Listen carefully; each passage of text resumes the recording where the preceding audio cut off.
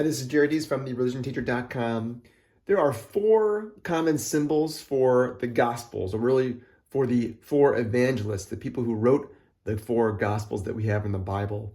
And these creatures, these symbols, come from visions of heaven, both in the book of Ezekiel and by John in the book of Revelation.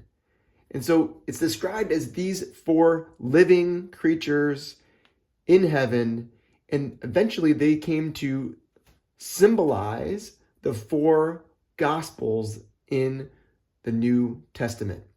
And the actual connection between the living creatures, the symbols, to specific books varied by different saints over the years, but fell into a really traditional connection that we have in art and architecture and in Bibles and the book of the Gospels to really refer to the four evangelists today. We've got all four creatures have wings. They're winged creatures. So we have the winged man, which basically is like an angel, the winged lion, the winged ox, and the winged eagle. And the winged man symbolizes Matthew. Essentially, Matthew's gospel, in many ways, highlights Jesus' humanity with the genealogy at the very beginning. And therefore, Matthew is symbolized by that winged human.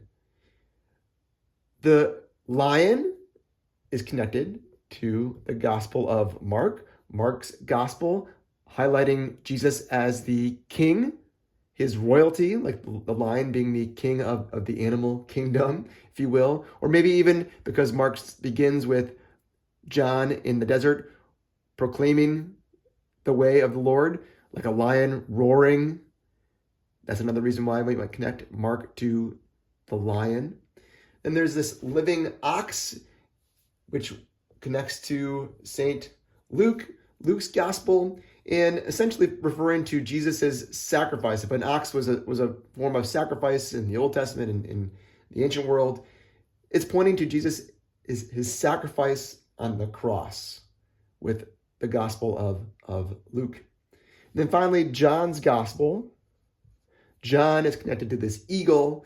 Why? Because of all the four Gospels, John really does highlight Jesus' divinity the most. It highlights in many ways his connection to the Father in heaven, the way that Jesus is presented in his many teachings in that Gospel. So those are the four symbols of the Evangelists, which is a word for the Gospel writers, the four Gospels, and the reasons why we think of each of those specific Gospels connected to that specific symbol of living creatures that were in the book of Ezekiel and the vision of in heaven of the book of Revelation. Go make disciples. God bless.